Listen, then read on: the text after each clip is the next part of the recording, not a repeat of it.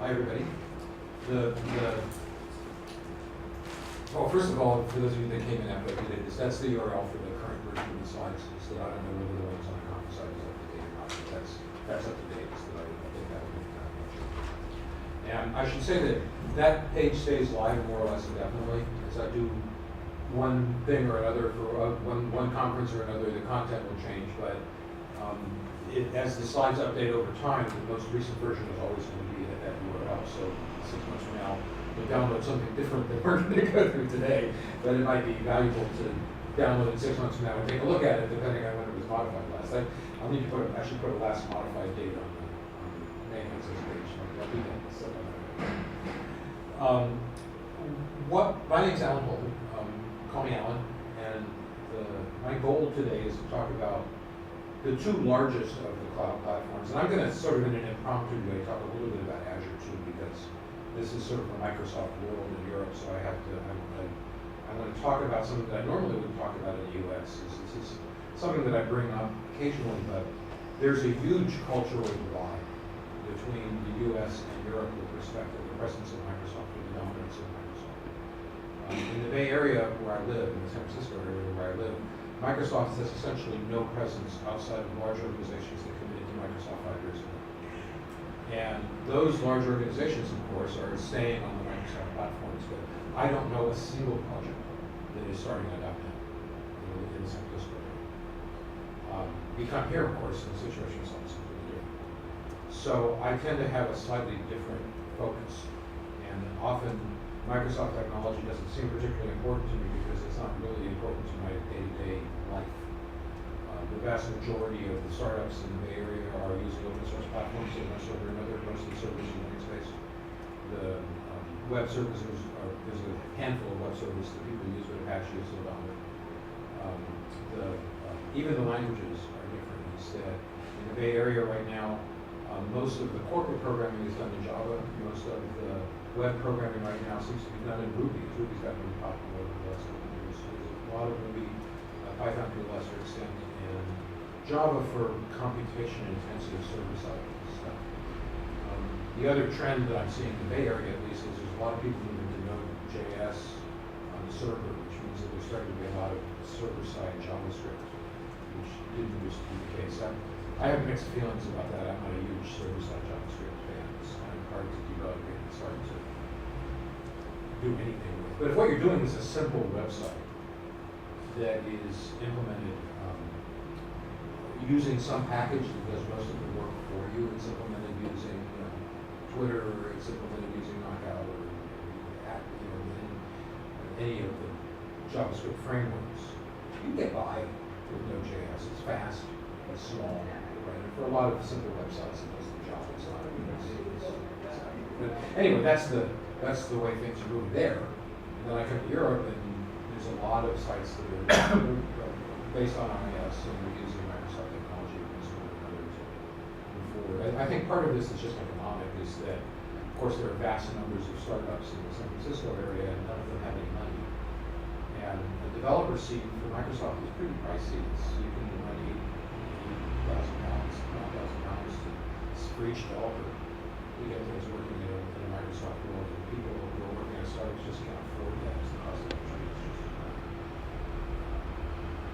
So anyway, I have Azure officially in these talks because Azure is kind of a minor player in the States.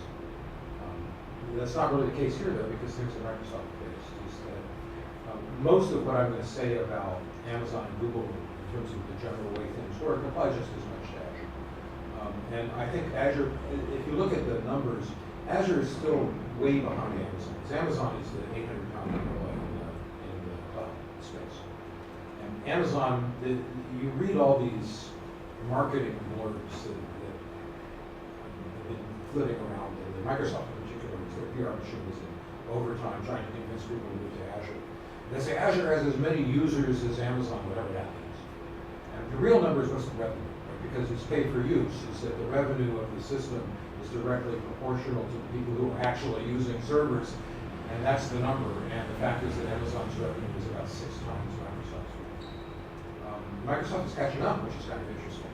Is that if you just look at the most recent couple of months, Microsoft is starting to catch up. So they're getting a bigger market share and a bigger usage, but they're still not anywhere close to Amazon.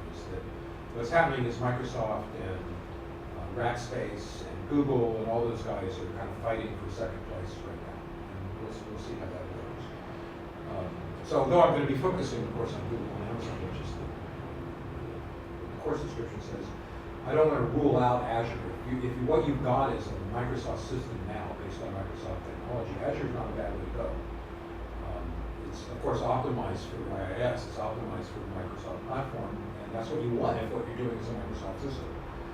You can get an Amazon virtual machine that's running Windows, but you don't get nearly the kind of support from Amazon for Windows that you would get if you were running on Azure with the Microsoft product. So the fact that I'm not talking about it doesn't mean in any way that I discount it. I think it's a cultural issue as to which market is most important, and you should go with the one that makes the most sense for the application that you're running.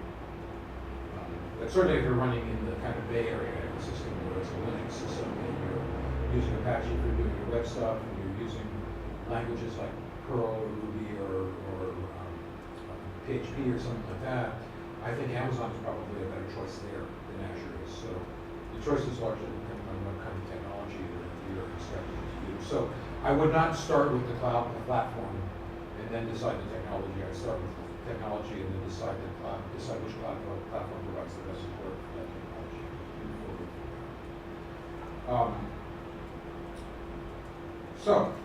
And of course, if you don't know the joke, the joke is how it is that there are 10 kinds of programmers in the world. There are those who understand binary and those that don't.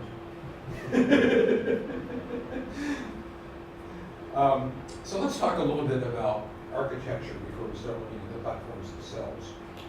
The main issue has to do with the way that contemporary Web 2.0, or I've been hearing it called Web 3.0 occasionally lately, applications look, and how those are different than traditional web applications.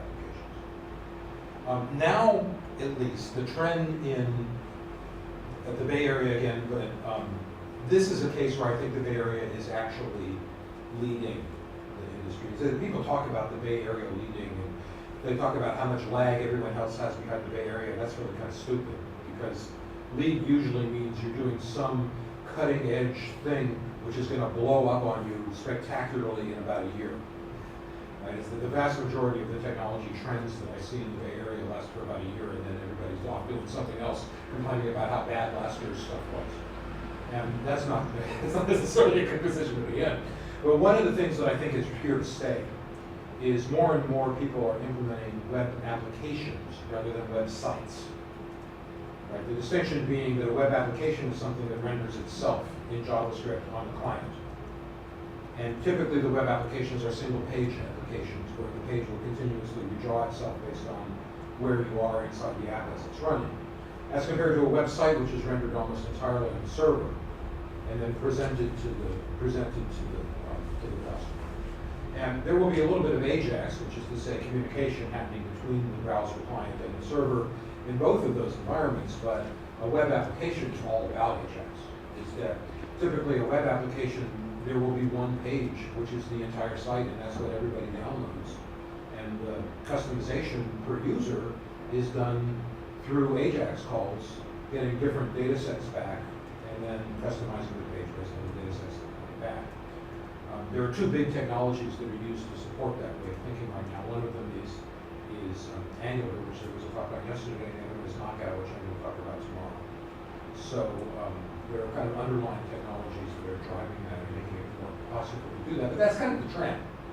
So we end up with a world here then where we have the presentation and the rendering happening on the left in the client, and then some kind of data bus going back and forth between the client and the server. And the server becomes really nothing but a data provider. All that it does is it generates JSON. It's not really even serving HTML anymore. It's just serving JSON. And I'll talk a bit about edge networks, but the HTML for the page then migrates out to an edge network. And it's not on your servers anymore. It's sitting on some edge network. And what the notion of an edge network is that an edge network is your DNS service. In other words, they handle your main domain. And they have servers scattered all over the planet, and when somebody logs onto your domain, they get the page from the server that is geographically closest to them. so that it loads much faster than other things. So the thing about edge networks is that if you're working with an edge network, you don't want anything on the network servers that's going to change. Because for one thing, it can take 12 hours for the changes to propagate through the edge network. But over and above that, the whole point of an edge network is that things don't change. So that things can be cached. Anything that's coming off the network can be cached, both at the network level and also at the browser level. So one of the advantages of a single page strategy is that the stuff that's on the edge network tends to not change very much. It will change occasionally, but even in an agile world where things are changing once every 2 weeks, that's all that it's going to happen. It's going to change once every 2 weeks. If you're doing a traditional web application where the server is generating content and serving unique content to each user, you can't use an edge network at all to speed up that download. So that's a pretty significant issue, and it's one of the reasons it's driving, one of the things that's driving this architecture, where the server is doing nothing but providing JSON data. So even in the Microsoft world, I'm hoping that you're not using ASP.NET anymore, because that's all based on server-side rendering, and we really don't want to be doing that. Microsoft has much better technologies, so certainly the new MVC stuff and things like that are much better choices in the Microsoft world. And certainly the MVVM stuff is that I'm a big fan of MVVM as a BI application. Is a better choice because it lends itself to this way of working better. So the cloud networks all have this in mind. They all understand that people are moving in this direction, and there are a lot of features in the cloud systems that are set up explicitly to handle this kind of environment. You can, of course, do an old-style Web.0 server-side rendering system in all of the cloud networks, but you're not going to be leveraging much of what they can provide for you if you're doing that. They provide lots of services that help things. Now, the downside of it is that they crash. And Azure got into a huge amount of trouble last year. There were 2 giant crashes in Azure that were just inexcusable. One of them was because Microsoft did not renew a client or server-side certificate that it was supposed to renew, and it brought Azure down for 4 hours or something for a large amount of time. And then there was a second big crash that was just a crash that brought Azure down for almost a day. And that's an issue, is that Amazon at least has got a lot of experience with this. And Amazon is set up in a way that's a little bit more fault tolerant than Azure is right now. And I'm sure given their experience last year, they're working really hard on fault tolerance. But there's some advantages to going with the players that have been doing it for a while, is that they've had these problems. So Amazon did go down a few years ago. Netflix is based entirely on Amazon servers, and Netflix did not go down when Amazon's data centers went down, because it just fell back to another one of the data centers. And Amazon makes it easy to do that, to distribute your application across 5 or 6 data centers and automatically detect when this data center goes down, so you fall back to another data center when it happens. So that's a big plus. In theory, Google will do that, but as we've seen in a minute, Google doesn't really give you controls. The big difference between Google and Amazon, and we'll see this over and over again, is that in Amazon you're in control of everything, which is both a plus and a minus. And because you have to do all your system administration. Google says, trust us. We'll do it for you. We're really good at this. We can do this better than you can. And you just have to trust them and hope for the best. And I'm a very paranoid kind of person. I'm kind of reluctant to trust them, all things considered. So there we are. So if Google goes down, we really have no recourse, because we have to trust Google to not go down. We have to trust Google to do the fault tolerance for us. I also want to bring in a couple terms here so we can all get on the same page with respect to vocabulary. Ajax in particular, the way that I use it is just talking about what amounts to a remote procedure call between the JavaScript client and the server. It's a way for a client to say, I need you to do something for me, and it's the way and the server says, okay, I've done it. Usually to do something involves getting some data from some server. All of the other stuff that has come to be hung on that Ajax keyword is I don't take as actually being Ajax. Ajax is just the HTML or the HTTP. A web application then is, as far as I'm concerned, an application that's, well, it's not just web-based, but it's a browser-based application. I should probably change this slide. Web application is running primarily in JavaScript on the browser. So it's offloading all of the time that you would spend building a user interface to the browser which from a server point of view is a wonderful thing, is that you can vastly increase the throughput of your servers if your servers are not spending all of their time rendering pages. Right? So from a performance point of view, you're really way better off with web applications because the application is just a big pile of JavaScript, but it doesn't change. So it's served very quickly as a static page from the edge network. And if you're and it doesn't put any load on your servers at all. So what that means is you're offloading an awful lot of work to Amazon, which is a good thing, because you don't have to pay as much for Amazon doing the service. The cloud is just an amorphous mass of machines, right? It's everything. All machines that are on the internet are effectively part of the cloud. So the fact that you're using Google or Amazon, in a sense, doesn't matter. In other words, my systems are often hybrid systems, where I'll be hosting my actual servers on Amazon, but I'll be using Google services from my Amazon hosted application. Things like the calendar services. And Google, it's convenient, right, to store stuff in Google Calendar if you're doing calendaring in your application. So the cloud is the cloud. It's not any one vendor. It's all of them that merged together. Client-server applications, people don't talk about that anymore, but that's what we've got now. We have gone full circle. You know? So we're back to client-server applications. The only difference is that we don't run our own servers anymore. But other than that, we are back in 1976. Whatever client-server was the big deal. So there we are.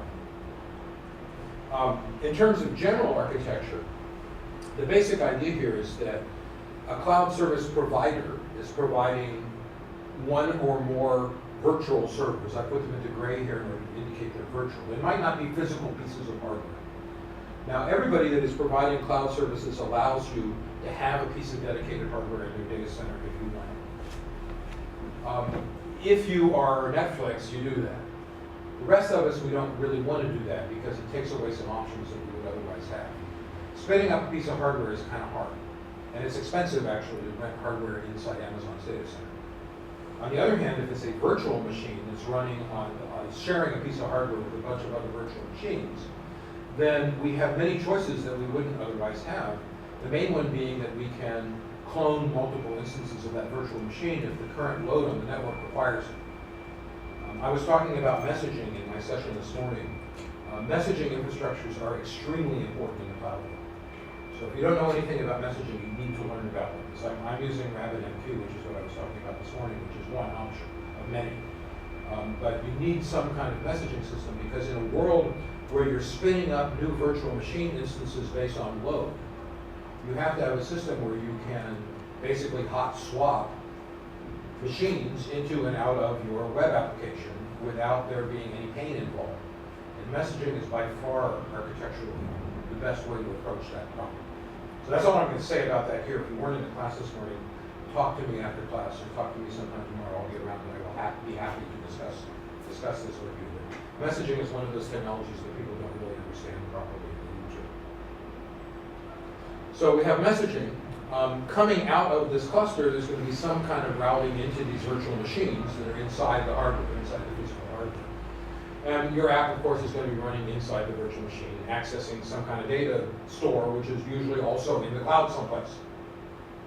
And by in the cloud someplace, I mean we don't know where it is geographically. It's just in the cloud someplace. So everything basically is a standard data server, except it's in the cloud. So Amazon and Google basically take that picture, but from your perspective, what they've done is eliminated the hardware. So in both cases, that's basically what we still have, except there's one exception. I'm going to get to another slide in a moment that talks about the Google App Engine, which is a different approach entirely.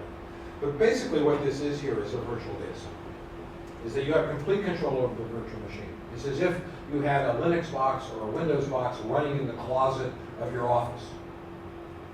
And the closet's locked, so you can't walk in there and mess with the switches on the computer. But you can FTP into it, or you can SSH into it, or you can, if it's running X Windows, you can fire up an Xterm and have a graphical UI that's looking at it. In the case of Windows boxes that are running in the clouds, you can certainly use RPC as on a headless box in order to, not RPC, but yeah, our desktop in order to log in. It was a long night last night. So, and I haven't quite gotten over my jet lag either, so excuse my lapses in brain capacity with all happening. But the point is that it's just a machine.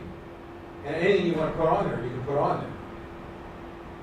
Right? Now, the various services have different ways of managing those machines. It's not quite that grim. But at the bottommost level, if you want to say, I'm going to do everything myself, I want to do all the installs, I want to make sure that the software is running in very specific versions, and I don't want to let anybody have control over what version of what is happening, go for it. So there's nothing stopping you from doing that at all. And that's, to be honest, what I usually do, is that I've got this, for the technology stack that I use, I have the system administration down to the point where it's not awful for me to manually keep it up to date. And I love having control over versions. So I don't like giving up control, because when versions change, strange things start happening, and that doesn't make me happy. Now, look at the virtual app server model, though, and everything disappears on that picture except for the app server.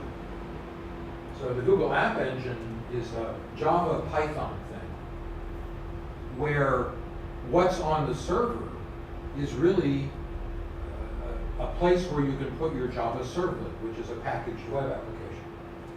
And you don't have control over anything at this point. It has to be written in Java. It has to use Java libraries to talk to the data stores. It's a Java application. It's just a servlet. So if you've done, how many of you have done Java stuff? You're just uploading a WAR file. Your deployment is a WAR file. So you go onto the console, the Google console, and you drag and drop a WAR file from your desktop into the console, and a few minutes later it's running up on the Google App Engine. So that's a completely different approach. That's the most trusting approach. What about setting up data sources and connection pools and things? Is that part of the... It's all part of it, right? So most of the Java libraries that you, the WE libraries, the J2WE libraries are supported by Google. A few of them are kind of quirky. The biggest problem with the App Engine with respect to library support is that you have to do your database access through JDO. And the JDO implementation for Google is not optimal.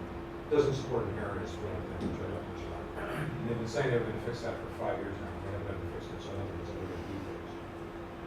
So the App Engine is becoming less and less popular over time for reasons like that, right? It's driving you into a specific technology. That's not a good thing necessarily. I have a few more slides on the App Engine, but Google is more valuable now just as a virtual data center, and also for the Google applications, for the resources, Gmail, Blogger, Twitter, YouTube, and all that kind of stuff. Okay? So basically what's happening then is that your serverless and static content just get loaded as a WAR file, and they're loaded into the App Engine, and you're done. And as I said, I'm going to go all of the UI stuff has to be done with JDO, what they call buckets, which are basically a key value store where the value is very large.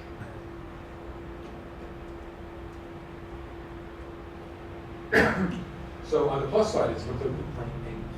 Everything about it is automatic. You just upload stuff and you're done. The minus side is that you have to trust them. Right? You've got to play by their rules. It's got to be Java or at least JVM based and approving the work. But you don't have much choice with respect to languages. You can't use PHP. You've got a container. You've got to use it in a container. It's all pretty, you're in a straitjacket.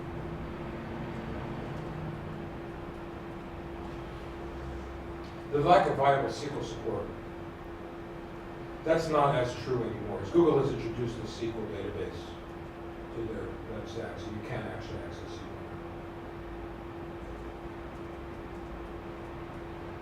Right, so let's drill down a little bit more and start talking about Amazon itself and what it provides. Amazon has many services. This is a complete list of them. We'll probably look at many of these in greater depth. But there's a pretty good-sized chunk of services available for us to use. The big one is EC2. Those are our virtual servers. And the end of the session, if I have time, I'll just create a virtual server so you can see how it works. It takes about 5 minutes to spin around and stop with that. It's a very easy thing where you just log on to their console and you say, I want to launch a virtual server, and pick you one, the one you want to launch, and it kind of takes you through the steps of doing it, and then a couple of minutes later, you just run it. And then you talk to it using an SSH client, a standard SSH client, and away you go. All of this other stuff then is meant to support the virtual server stuff. And as I said, I'll talk about most of these services in more depth rather than talking about just surrounding the slide. I just wanted you to get a feeling for how big the ecosystem is by looking at this slide rather than focusing on the individual details right now. Okay, so on the plus side, as compared to Google, Amazon actually provides support, which is a good thing.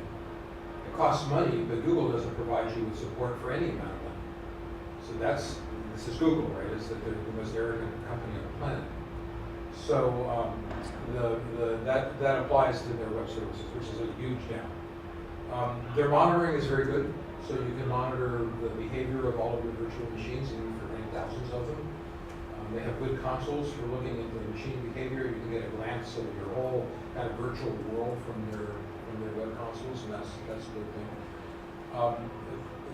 The deployment is kind of painful in the sense that you are basically doing things manually. There's Cloud Foundry I mentioned here. There are other options now. Cloud Foundry was the first of them. That's a VMware thing originally. That help you do the deployment. But generally, you're kind of on your own. It's like you're managing your own data center. So that's a downside. At least as far as I'm concerned, it's a downside. So there are many services that you're using to make things work. The first one is the idea of S3, and I want to go through this use of S3 for doing a static website because it's a good example of what you can do without having to use EC2. And so S3 is Google's bucket-based storage system. There are other database engines for Google. There are SQL-based database engines, and Google has a technology called Dynamo, which is a NoSQL database engine. Dynamo is a very simple key-value storage pair. So Dynamo, the biggest problem with Dynamo, I should say, before I move on to some other subject, is Dynamo does not allow nested anything. So a lot of people now, there are a lot of Mongo implementations on top of Dynamo. Mongo, or not on top of Dynamo, but on top of S3.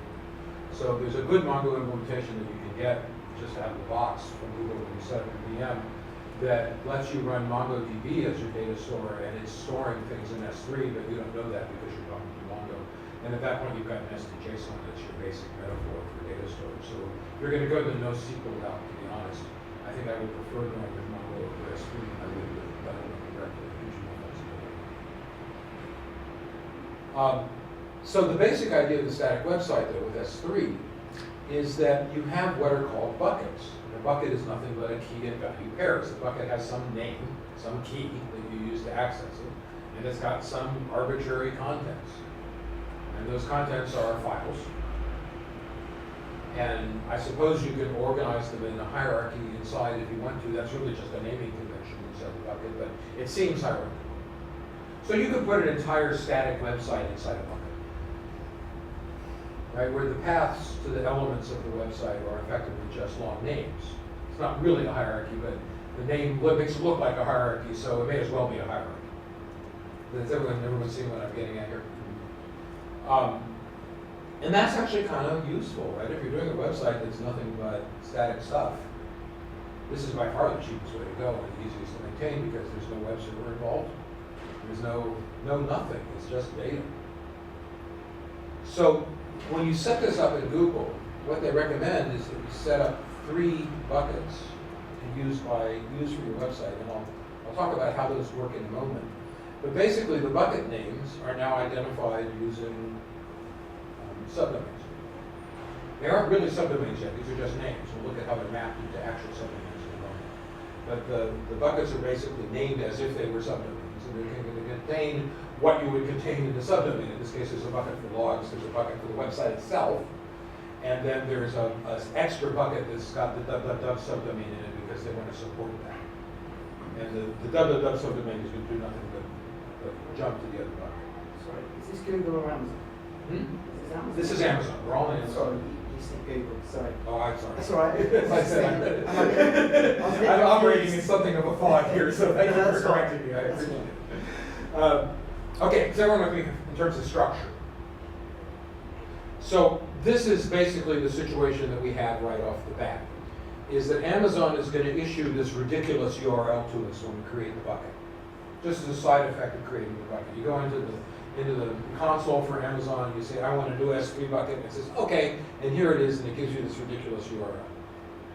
So using that URL, though, you can access the bucket. So if you were to upload files that comprise your website to the example.com bucket, you could access it using the URL that Google gives you. That's not very useful, of course, unless you're just doing testing.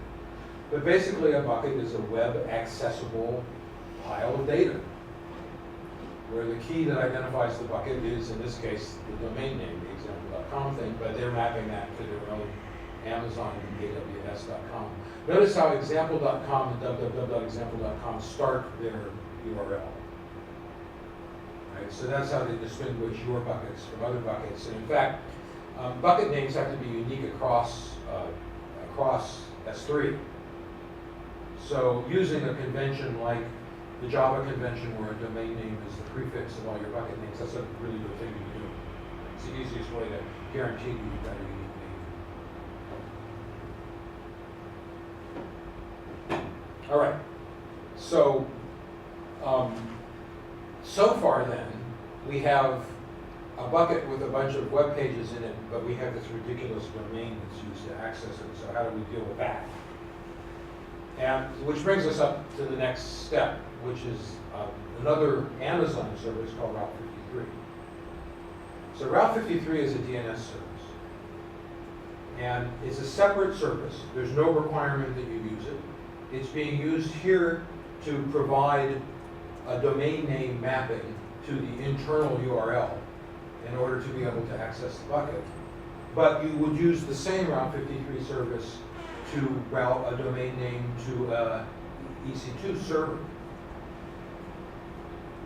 So the basic idea here is that you go into your service provider and you point the DNS record to Amazon, to Route 53.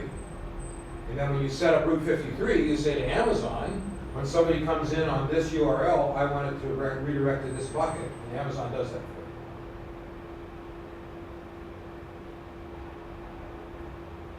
So now we've got something that looks a little bit more reasonable, is that we have a situation set up where we have a reasonable domain out of the internet at least. It's being mapped by Amazon into the internal bucket names, and things arrive at the bucket that we expect them to arrive at. The other thing that we can do once we've got EC2s or we have Route 53 set up is we can have Route 53 automatic do redirections for us. So Route 53 will handle the redirection of everything that comes into the www subdomain over to the example.com box for us. Unfortunately, the bucket still has to exist. There's not going to be anything in it, but the bucket has to exist in order to make this happen.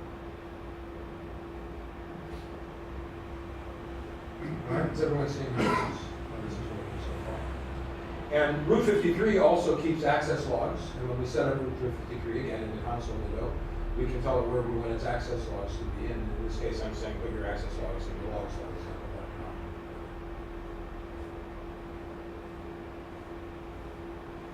All right, questions? So now we've got a basic functional website, but it's all static pages, so we want it on an edge network.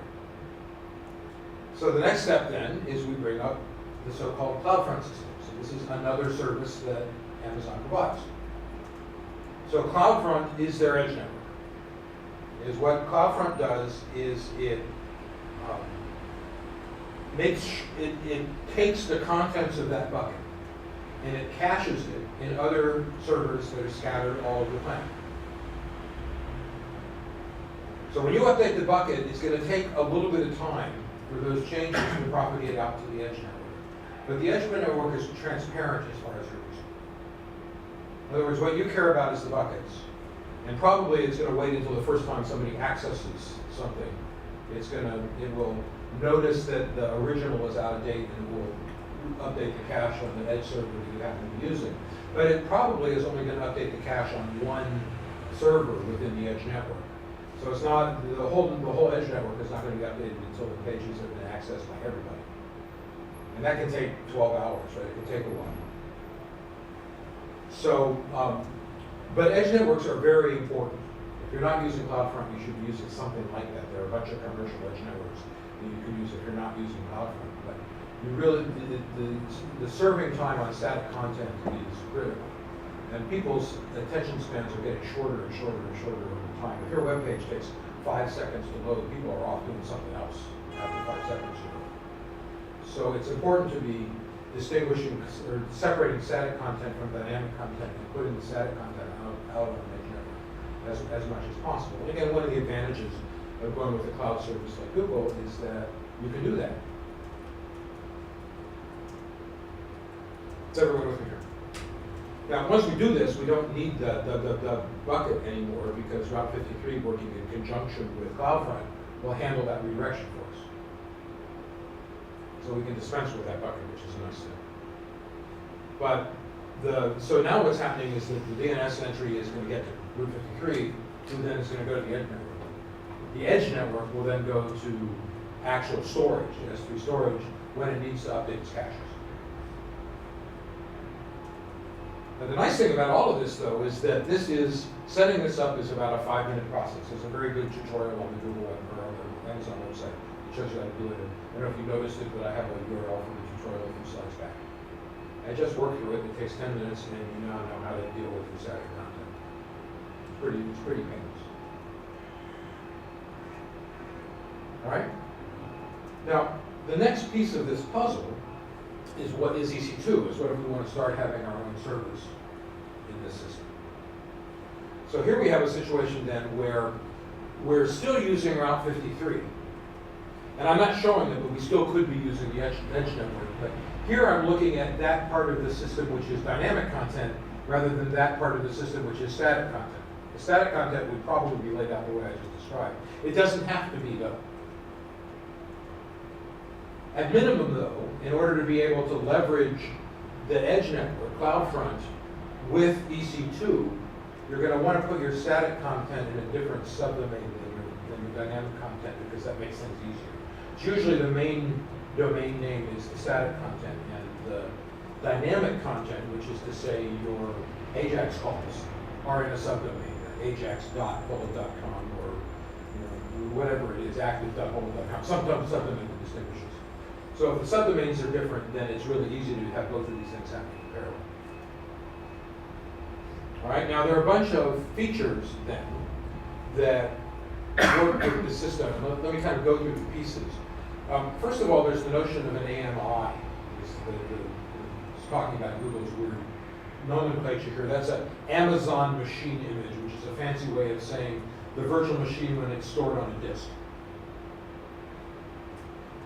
Now that virtual machine can be stored on the disk in many ways. The most important one is, well, the most important two is with state or without state. Or to put it another way, you can suspend a virtual machine and then later on get it going again. And it will get going from the state that it was in when it was suspended. Alternatively, you can suspend a virtual machine and the next time you get it going, it comes up into a known but initialized state. So if there was any information on the virtual machine before, it's lost. Generally speaking, the latter is preferable because it means that when the machines come up, they're in a known state. And you want to be designing architectures, your architecture has to be designed in such a way as to accommodate that. Which brings us back to messaging, because messaging is really handy here. Because as you spin up more virtual machines, if they're all coming up into a known state, that makes things much, much easier in terms of the new machine coming online. You don't have to worry about whatever state it used to be in the last time you were using it. Going back to the CloudFront, can you serve static content from the AMI? Yes. And get that out of CloudFront? It doesn't have to Yes, be but that's why I want the two domains. So Right, yes, because so- CloudFront is going to want to use the subdomain as a way of distinguishing static content from non-static content. It doesn't care where it's come from. Doesn't really care. That's fine. Okay, is everyone with me so far? Now, the next order of business, which is important, is that I've shown you two servers here, but there's no disk. attached to these servers. Now, when the machine comes up, the AMI, when it's launched, will launch an image of a single disk server. In other words, there's the virtual disk that holds the operating system. And you can store stuff on that disk if you want to. So for example, if you're doing a stateful website that's using session information, and I strongly recommend that you do not do that. If you're using session information, stop. But you can make it work, right? So if you want to use Redis, for example, locally instead of a cluster to store session information on your local disk, you can just do that. It's just that when the VM goes down, you're going to lose whatever was in the Redis cache. You can, however, mount a separate volume. They call this an EBS store. So EBS stores are mountable disk volumes. They can be shared between virtual machine instances, or each virtual machine instance can have its own unique store. But generally speaking, if it was the latter case, you wouldn't be bothering with EBS storage. The whole point of EBS storage is to share it. Right? So one of the things that I do with EBS storage is that I work on startups a lot. The first thing I do, the first day that I have a startup going, is I'll set up a Git repository. And the Git repository exists on EBS storage because I certainly don't want to lose it when I spin my VM down. But then I can mount that directory system to any machine that I'm running. So it has a lifetime that's different than the lifetimes of the VMs. And you're mounting it just by saying to the configuration engine, I want you to mount this store when you bring up the machine image, and it just does it for you.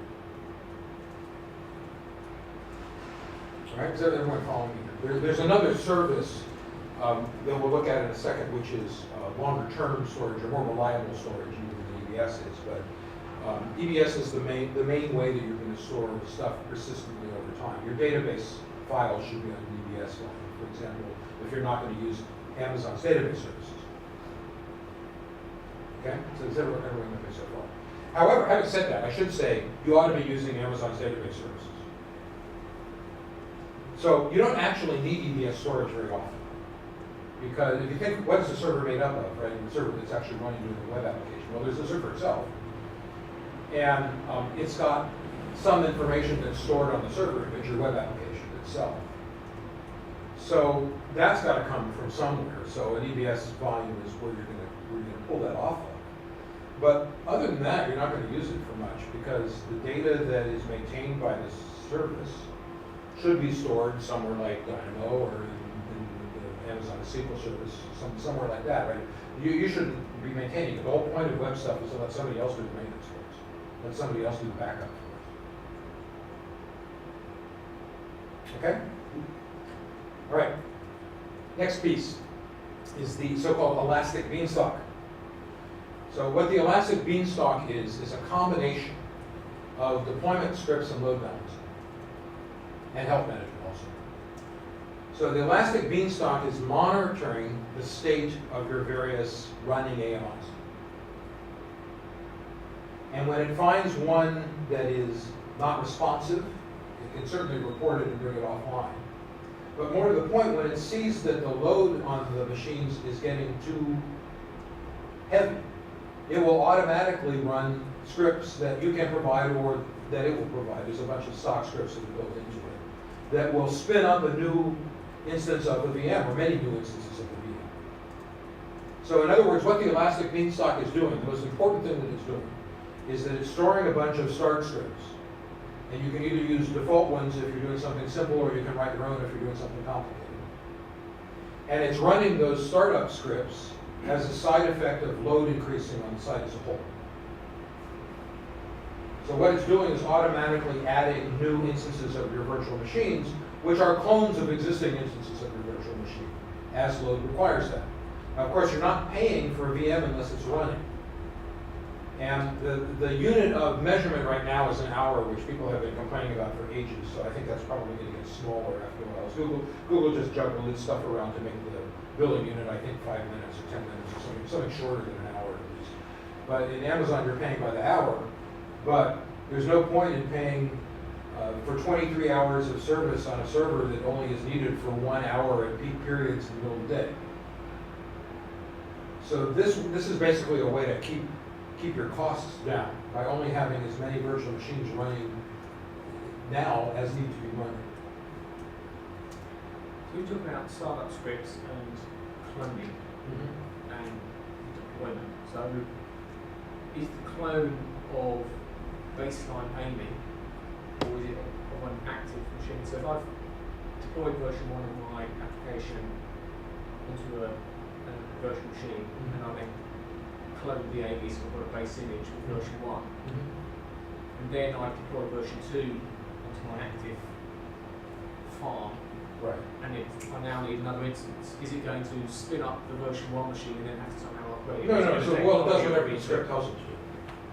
Right, so once you get the version 2 version working, then you replace the scripts so that it spins up version 2 machines instead of version 1 machines. All right, but again, I'm talking about messaging infrastructures for a second. Let me.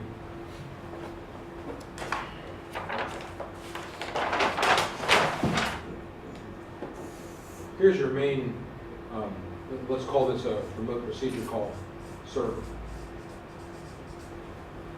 And your web app is talking to you. That's where the JSON is coming from. It's using to update the web app. You get a request for something, and it's usually not handled by the servers. What happens is your messaging infrastructure is used to take that request, encapsulate it into a message, and then route it to one or the other of the machines that's executing. The actual work is going to happen here. And then it will, through a message broker, put a response into a queue that the message broker is pulling off. Now, this guy is now not doing much.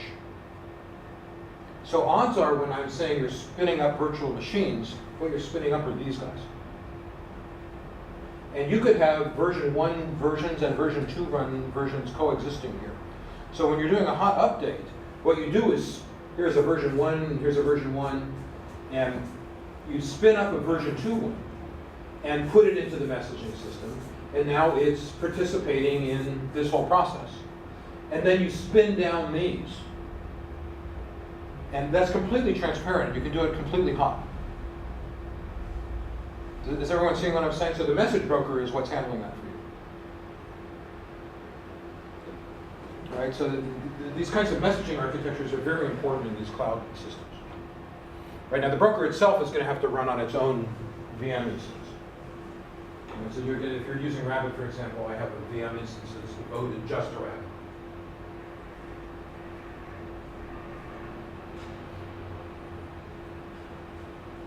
Right, this is making sense. Okay, let's keep looking at some of the other pieces. We have a NoSQL database that we can use. As I said, this is Dynamo, and as I said a moment ago, it's okay. The main problem with it is that it doesn't support nesting. The main advantage of it as compared to rolling our own over Mongo is that all of the maintenance and backup and so forth of the Dynamo database is done by Amazon. And that's not nothing. So if you don't need nested data structures, use Dynamo.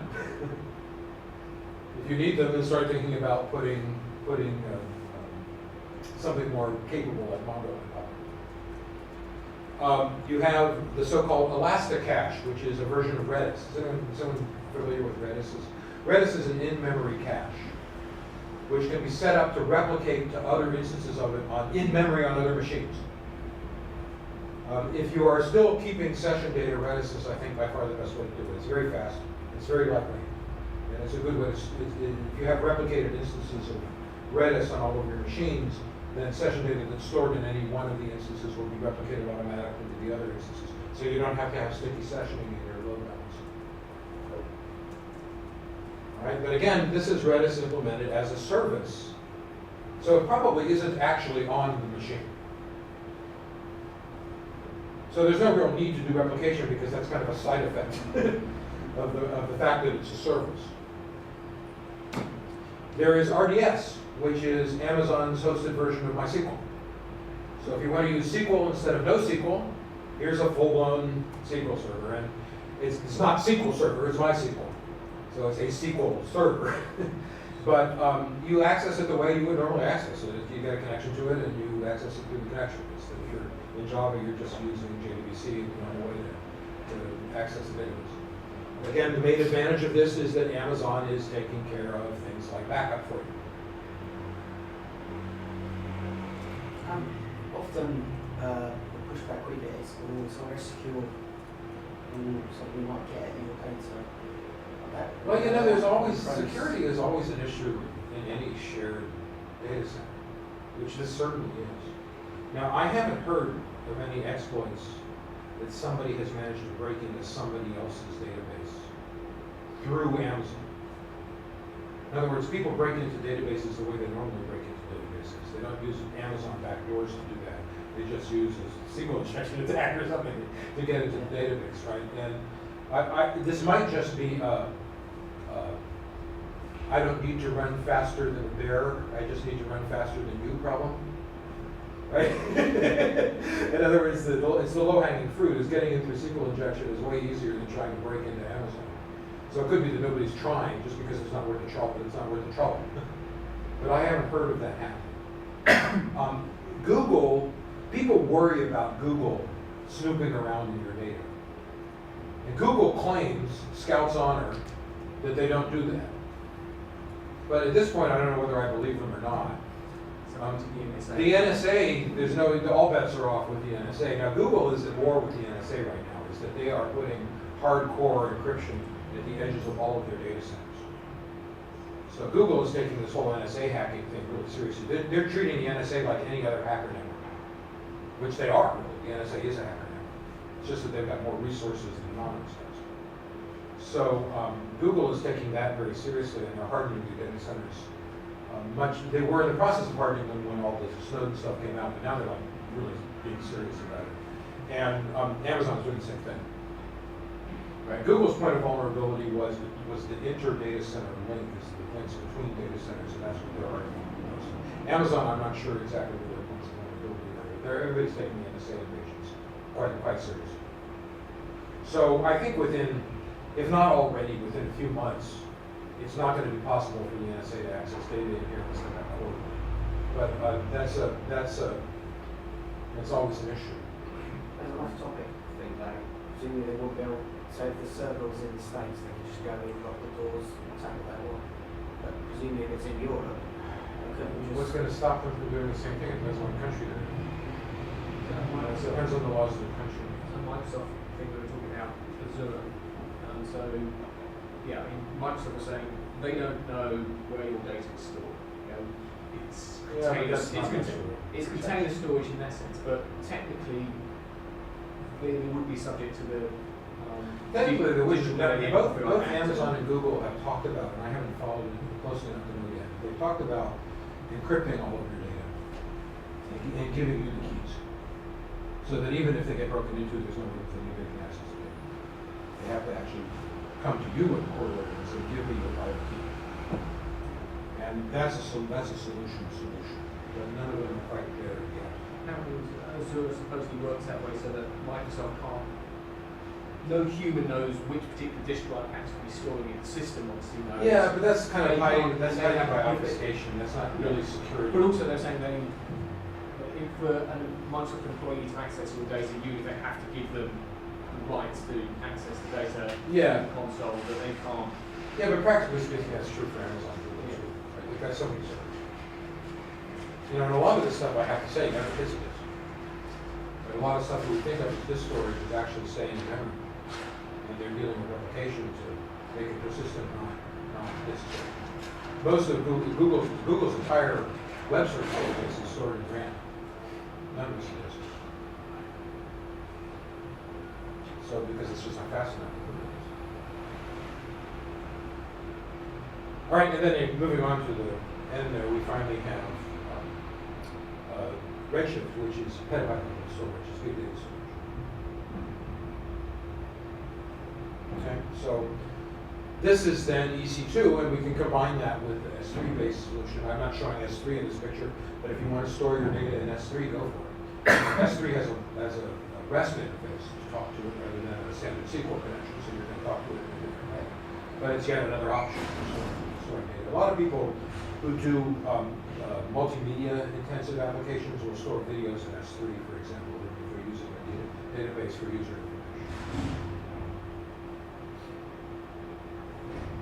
Okay? There are a bunch of pre-configured AMIs that you can use. I'm listing some of them here.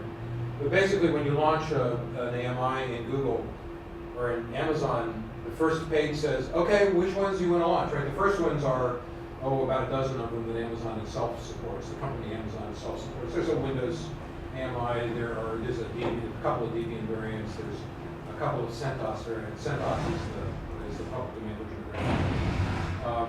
variant. There are a lot of choices. The other ones are provided by other providers. So Parallels and SAP and Mongo and Bitnami in particular has a whole bunch of really nice AMIs that are built on top of Ubuntu Linux that have the technologies that I'm showing there, right? Node.js and the whole AMP stack and WordPress and Tomcat and all of this kind of stuff pre-configured on the machine. So when you launch a Bitnami Tomcat AMI, Apache and Tomcat and the connectors and all that stuff is already on the machine, set up, ready to go. All you need to do is load your website into the default place that Apache is looking for things, modify the domain name inside the http.com file, and you're running. So that's pretty convenient. The only downside is that you have to run on whatever operating system the creator of the stack thought was a nice operating system. It turns out Ubuntu was not bad. It's kind of interesting that because of this, Ubuntu has become much more popular as a server-side operating system than some of the other Linux variants. Ubuntu used to be the client-side Linux, and now it's becoming the server-side Linux because there's so many pre-configured AMIs that are built on top of Ubuntu. But it's all under the covers. It's all Linux, right? It's all the same kernel.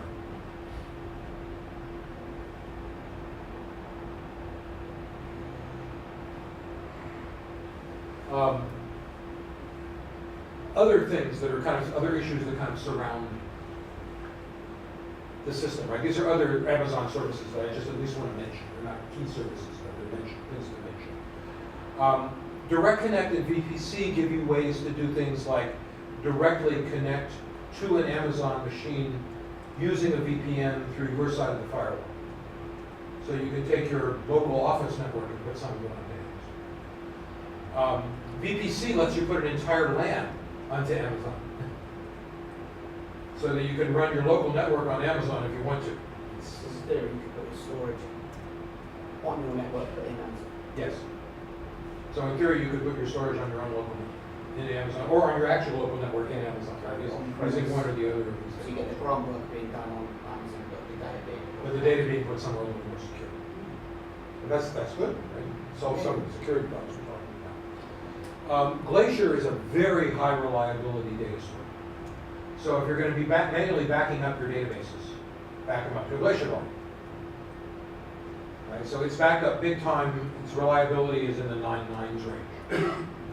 So it's your very high core or hardcore reliable data storage. The storage gateway is to do what you were talking about. Right? You can allow things that are running in the Amazon cloud.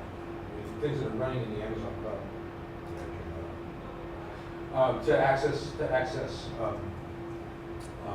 data that's stored in your local system. See what else here is important. There's a MapReduce. There's a Hadoop implementation up on Amazon. That's a nice one to do. I should say Google beats out Amazon in terms of MapReduce for obvious reasons. Right? They've got a massive computing engine as one of their services. It gives you 40,000 CPUs and your entire MapReduce system. There's a big data analysis stuff. I'm going to go through this stuff quickly because you don't use it very often, you use it occasionally. Most of this is monitoring kinds of systems, right? Is that you can create scripts, for example, for platform to use for launching things. You can monitor the state of your system at any given moment. They've got a PKI store if you care. If you're doing a lot of other PKI.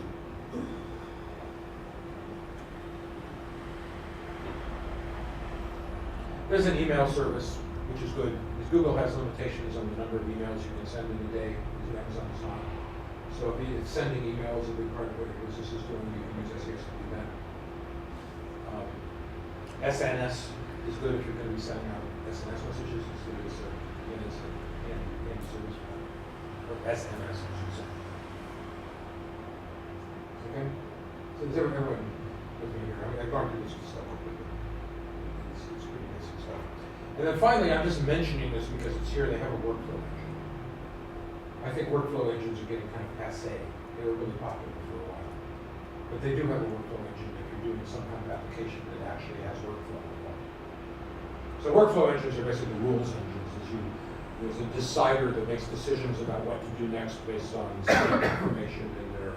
There's a language that you use to decide what state you're in and that kind of stuff. And it basically directs you here, there, and everywhere depending on where the system is.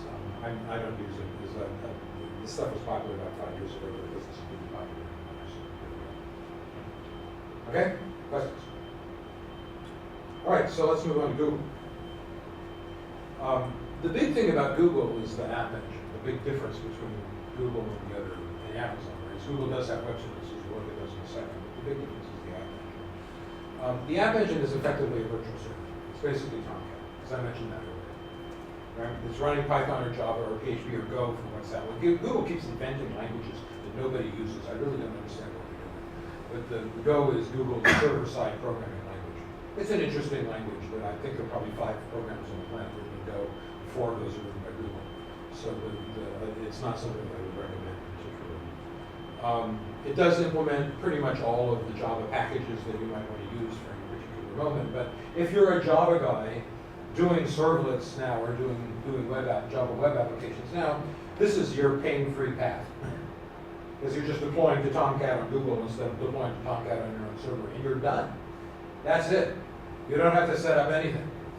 You've got to trust Google to do the edge network properly and to cache stuff properly and to do the load balancing properly and to spin up new instances of Tomcat as needed and yada, yada, yada, yada, yada. But as long as you're willing to trust Google to do that, this is by far the easiest way to get a Java application deployed to the web.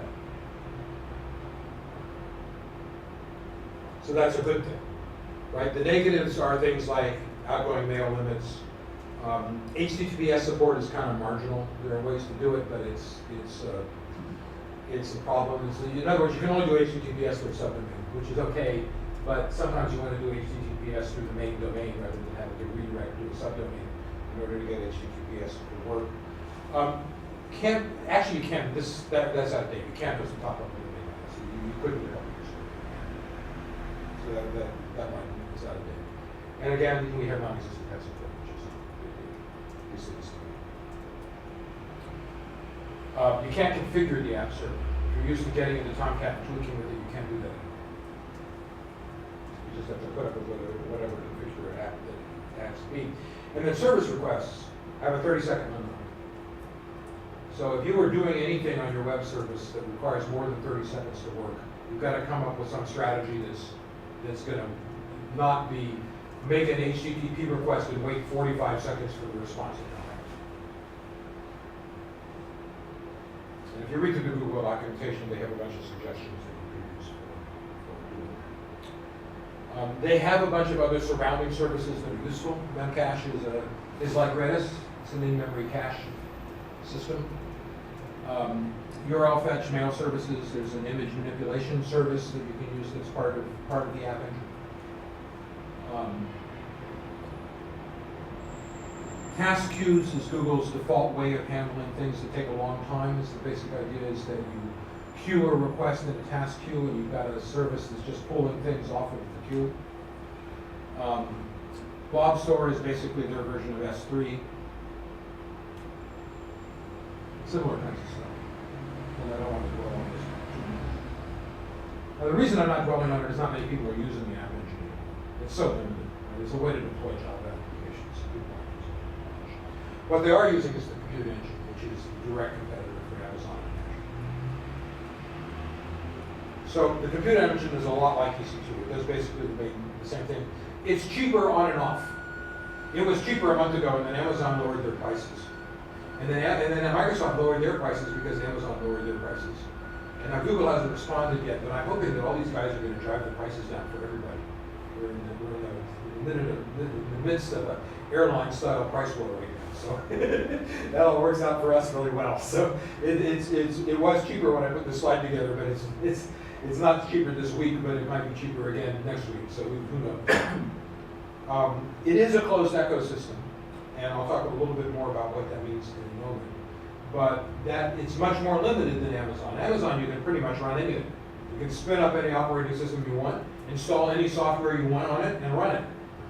Google doesn't give you quite so many options. The biggest limitation, in fact, in terms of options, is only 2 flavors of Linux support. Debian and CentOS, and that's it. And only 2 flavors of Debian support. 2 flavors of Debian, 1 flavor of CentOS, and that's it. So as a Linux guy, I'm not happy about that. The scaling and load balancing services and so forth are actually built into the Google Cloud. So in Amazon, we were seeing that there were separate Amazon services that you had to use in order to leverage that kind of stuff. In the Google system, it's done just by checking some checkboxes off in the configuration screens. And it's not a separate service, it's really just built into their basic platform. Is that the same with Azure? Yes, it is the same checkboxes. It's all checkboxes, yeah. And again, that's their pluses and their minuses, right? You have less control, but on the other hand, it's way easier because there's no administration.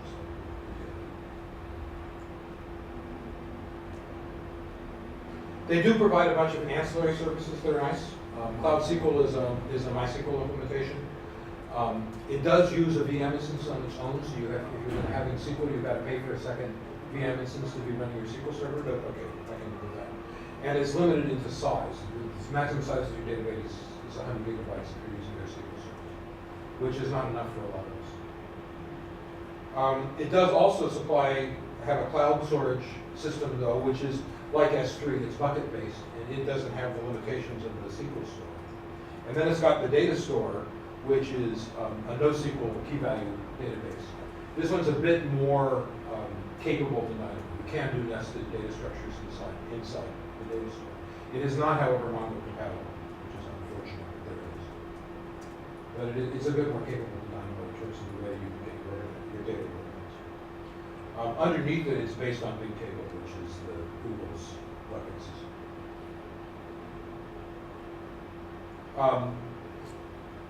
It has a couple of services that make it easier to build REST endpoints. So this is a service where you pump in APIs defined in a high-level language, and it generates all of the infrastructure that you need for that to be a REST endpoint in various platforms. So it's just a programming service. This is not a runtime service. It's just something that you would use when you program.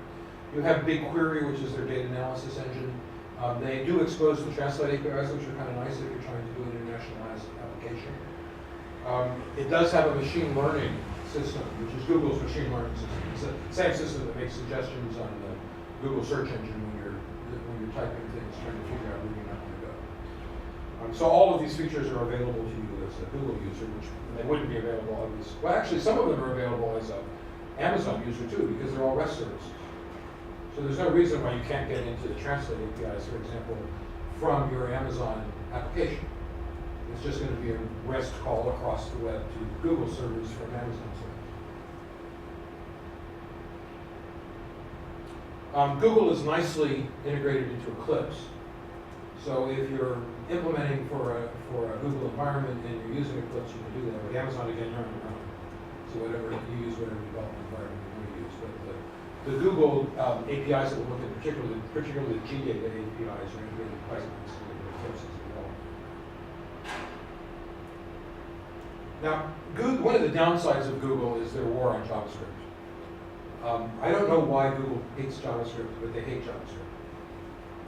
And they keep trying to get rid of it. The big thing now is Dart, which is just wacko, as far as I'm concerned. That's a technical term we programmers use, is that Dart is an okay programming language. It's not the best, it's not the worst, it's okay. And Dart, the basic notion of Dart is that it's running under a virtual machine that they want to be installed on every browser on the planet. And I've heard that story before, right? From both Sun and then Oracle and then Microsoft. We're going to install the CLR in every browser on the planet, right? We're going to install the JVM on any browser, and it hasn't happened. So the only browser on the planet that has the VM for Dart in it is Chrome. I'm shocked, right? For everything else, you have to take Dart programs and compile them to JavaScript. So it's really just a language that has JavaScript as its assembly language. And the whole point of this is that if you hate JavaScript, you could program in something other than JavaScript. But that something is not a language you know. It's Dart. So what have we done here? I don't know what's been accomplished by this. Is that I don't think it's doing anything particularly useful. And you still got JavaScript. Deep down inside, you still got JavaScript. Here's an example of what a Dart program looks like. I'm just throwing this up here so we can just see, but it's not an earth-shattering language. It looks like C# or Java or Ruby or, it's all the usual stuff. There are class definitions, there are method definitions, there are labeled names that you can use to pass arguments into things. It's not earth-shattering. It looks like a language. But I don't see that we have much advantage. Does it support things, I presume you say you can't use jQuery now, because you're not. Right. JavaScript. But does it do the things that jQuery adds to JavaScript? Well, it has libraries that do a lot of those things. Yeah. And it copes with all the different browser flavors. Yeah, but it's not very good. It's not complete. Yeah. And the same with the next technology, right? GWT. That's the next technology. Right? GWT is again. It was really popular for a while. I really liked it. I used it for about a year, and I really liked it during that year. The reason I liked it is that GWT uses Java as its language instead of Dart, and it translates to JavaScript. So it's another way to write JavaScript without writing JavaScript. The advantage of GWT is since it was using Java, you could actually have a GWT application in Eclipse along with the server side in Eclipse. And you could sit there in the Eclipse debugger and actually trace into the browser side. Trace through the browser side stuff, trace back over to the server and watch the server execute. And from a debugging point of view, that was pretty nice. I gave up on GWT for other reasons, but I missed that. Because now when we're programming in JavaScript, we've got to have two debuggers in front of us. You have to have the Chrome debugger or Firefox or something so you can see what's happening on the JavaScript side, and a second debugger to see what's happening on the server side. It's nice to have it all. So that was a good thing. But again, the problem was the one that you were bringing up, is that in order to do a GWT UI, you had to use GWT's UI system. It had a widget library, in other words, written in Java, that you could use. It had the usual sets of buttons and panels and that kind of stuff. But I don't want to use that. I'd rather be using something else. The UIs look clunky. I had to lay out my screens in Java rather than laying out my screens in HTML. And it just didn't work. So here they are trying to get rid of JavaScript, but they've thrown out the baby with the bathwater. They've made it so that I can't separate my view layout from my logic, and that really is it's just really a bad idea. They did have an RPC system which was bad, which is good rather, but nowadays jQuery and so forth all have RPC stuff in them automatically. It handles all the AJAX calls automatically, so it's not really an advantage on it.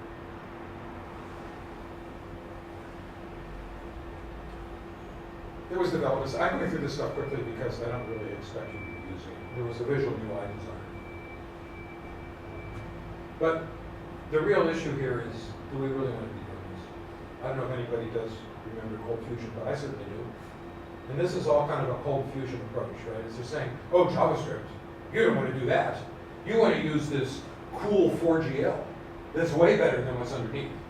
And it's like Cold Fusion apps were a disaster for the industry. There were billions of dollars thrown down the Cold Fusion drain. And nobody writes in Cold Fusion anymore. And nobody writes in any of this junk anymore either.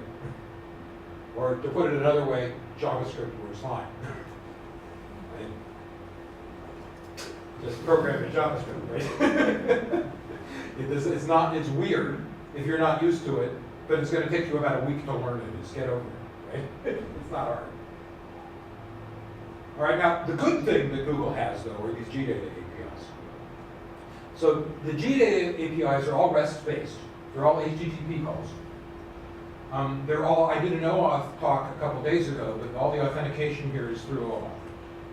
So this provides your applications with ways to get at all of these Google services in a secure way, where since you're using OAuth for your authentication, you do not have to ask your customers for their Google passwords. So if you're writing an application that requires appointments to be put into calendars, you can insert appointments into somebody's Google Calendar using these REST APIs. If you want to access YouTube content, YouTube videos in your application, you can do it. If you want to add videos to YouTube, you can do that, all using these REST APIs. And the spreadsheet stuff, almost all the stuff in Google Docs is supported here. Is the spreadsheet and the calendar and contacts, and they're kind of, it's in documents, so it's kind of hard to find them, but they're all up there. Pretty much everything is in documents.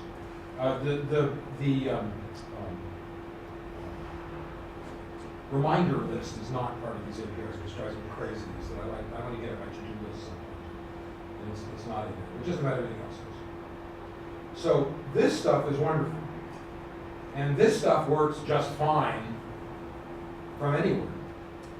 So you can choose to host your servers on Azure or on Amazon or on Google, but no matter what choice you make, you can still access the Google services through these GData APIs. So that's a good thing. I like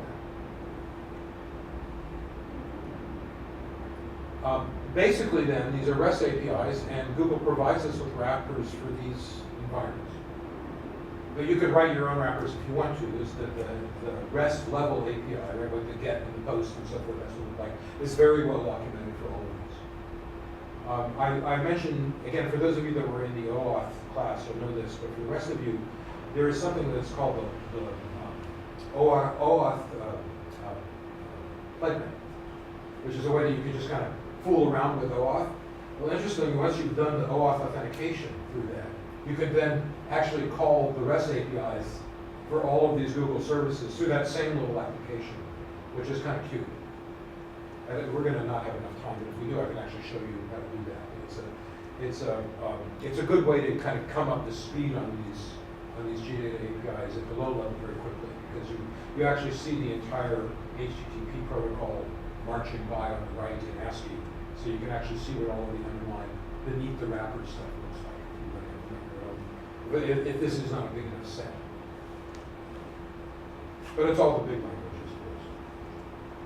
Right? So it's using OAuth to do the authentication. It used to use AuthSub, it doesn't anymore. In fact, OAuth, I should get rid of this slide and replace it with a better slide. Currently, Google is requiring everybody to use OAuth 2 as their authentication system. So if you're going into, in other words, what GData is all about is your application, serving as a broker for a third party to data that's owned by the third party inside and is stored inside Google's servers. What OAuth is all about is your user being able to give you permission to access their data in Google servers without telling you what their Google password is. And that's essential. Right, now, I spent 90 minutes talking about OAuth a couple days ago. OAuth 2 is a disaster, but we have to use it. One of the reasons it's a disaster, the only reason that it's a disaster, is because it is very, very, very difficult to implement OAuth 2. Not to use it, but to implement it. And it requires hardcore understanding of security. Is that accompanying the OAuth 2 standard on the ITF website is a document that documents 52 known security exploits that you can use to attack OAuth 2. So any standard that is published with 52 known security flaws has got something wrong with it. If you know what you're doing, you can augment OAuth 2 in order to make it secure, and Google has done that. But in practice, what that means is that if we're doing OAuth, we have to do OAuth using Google's APIs. We can't really roll our own OAuth implementation, because Google has made it secure to its satisfaction. Twitter has made OAuth secure to its satisfaction, but Twitter and Google have taken slightly different approaches. They're not interchangeable.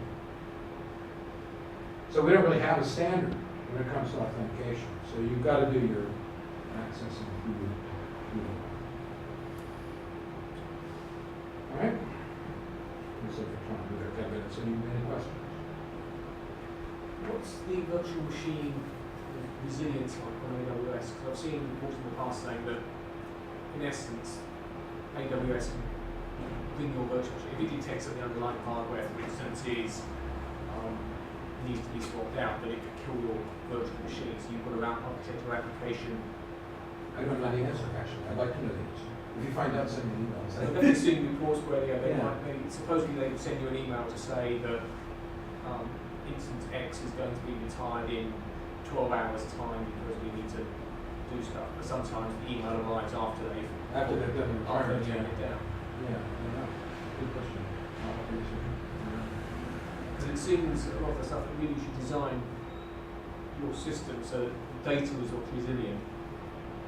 Using all the services there, and that the actual compute instance is Yeah, transient. You spin new ones up, you take them down, and things just keep going. yeah. A good problem to solve. You know, certainly the Amazon monitoring stuff will tell you a lot of that. Right? And they will send you emails, for example, when machines are non-responsive. So that you can manually roll stuff up. But more than that, I don't know. Going back to Veeam, if you run your own AMI, you download, I don't know, CW, put that on, and you've got this drive on there that is volatile, basically. So then you install, I don't know, Apache and JBoss and things. And then at that point, you clone it into EBS storage, is that right? Well, no, it's that typically what you do is you get the AMI into the state that you want with respect to the software that's stored on it and what's running and what's not and so forth, and then you snapshot it. Oh, yeah, okay. And what you do is clone the snapshot. So where does the snap? So the snapshot is going to contain all of the software that you loaded. Yeah. And in fact, if the software is running in some node state, it will be in that state that the snapshot will be a snapshot. So that's the initial state. So that's the initial state of your AMI. And that goes on EBS? No, that goes somewhere inside Amazon's data center. We don't know. That's just part of a normal EC2 AMI. Oh, okay. When you create VM, you basically choose, as you said earlier, whether you want it to have local storage, where it's completely Right, transient. and when you take a snapshot of the AMI, you're snapshotting the whole VM, not just, in other words, the whole machine image, including this local storage. But yeah, the local storage isn't standard. So when you create it, you either say I want EBS back storage, Right, which you can snapshot, right. or local Local storage, storage, which you can't. which you can't. So Right. if you're local, basically think if you're local storage, it's using a disk on the actual physical server, Yeah. and it will just trash it. Whereas if you're doing EBS back storage, it's in the cloud. Yeah, but it's not trashing everything, because it brings back the software that you installed. Yes. Yeah. So the AMI snapshot is just stored for free? Yeah. No, well, no, you pay. Well, let's put it another way, is that when it's suspended, you're not paying for it. You're paying for it when it's running. That's what I mean, yeah. Okay, so you've made it and it's not running, Yeah. but it's just Amazon is looking after it on And it's backup, someplace, and yeah. you're actually paying a penny for that. That's correct. When I then decide I'm going to have it running this weekend. But, Then you spin it up, and then the meter starts. okay. You'll pay for storage. Yeah, yeah. You pay for That's storage. fine. Yeah, you do pay for If I EBS, want- you do pay for EBS storage. If I want a local MySQL database or something, then that's on EBS. And then when I spin up the AMI. then Yes, that's on but it's actually more cost effective and more reliable to use Amazon's MySQL Yeah. than it is to roll your own. Yep. That's fine.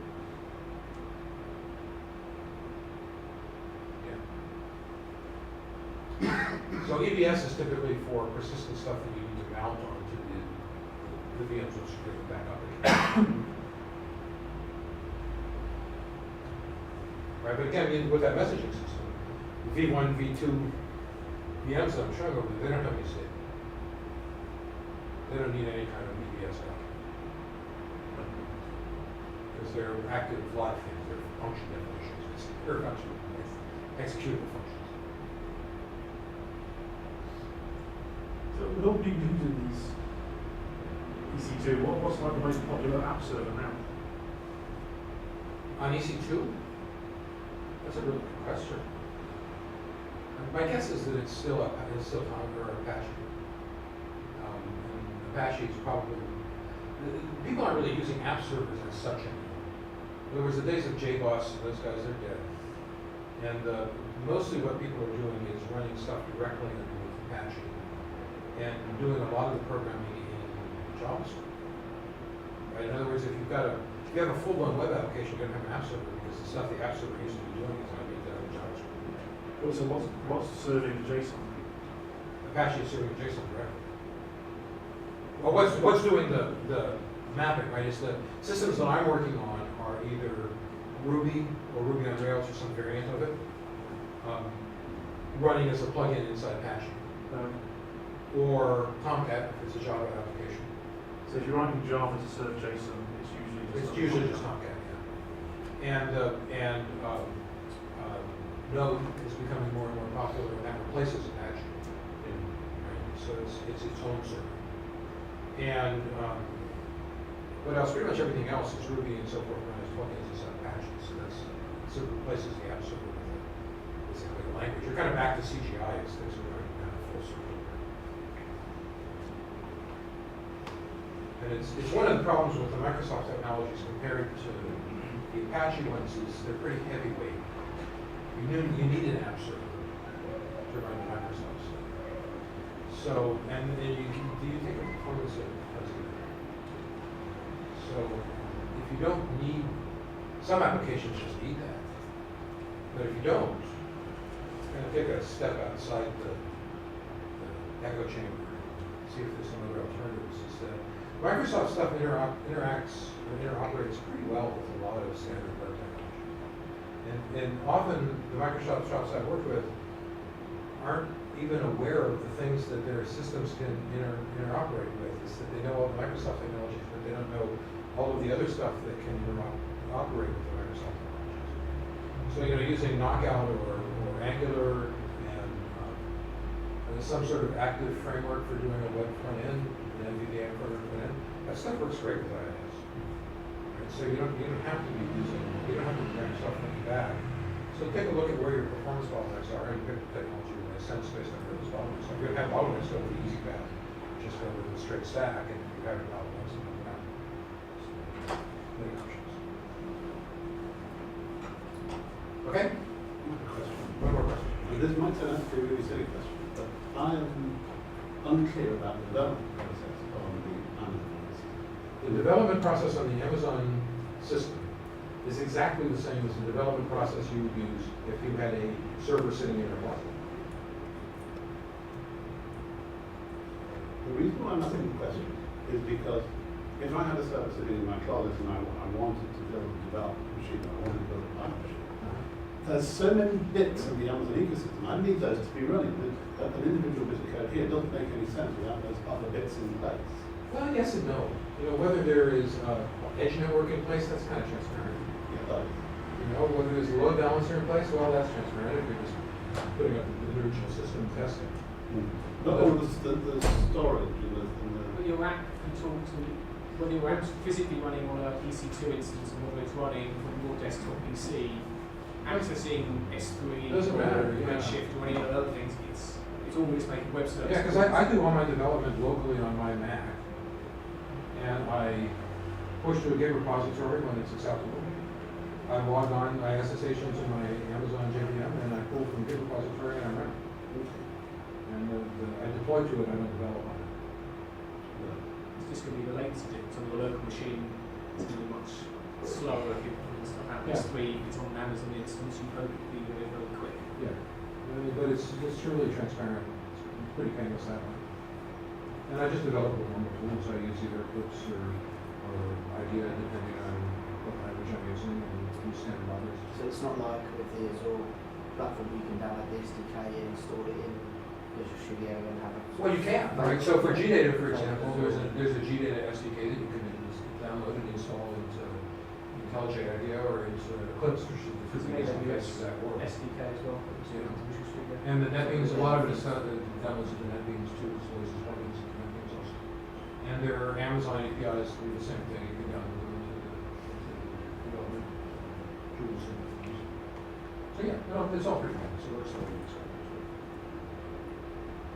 Okay? All right, well, thank you all. And if you would please fill out the evaluations. They keep telling me nobody's filling out the evaluation things that are on the app. So you should log onto the app and fill out the evaluation things for all of the classes you've been taking so they have some feedback. So if you would do that, that would be good. And enjoy the rest of the conference.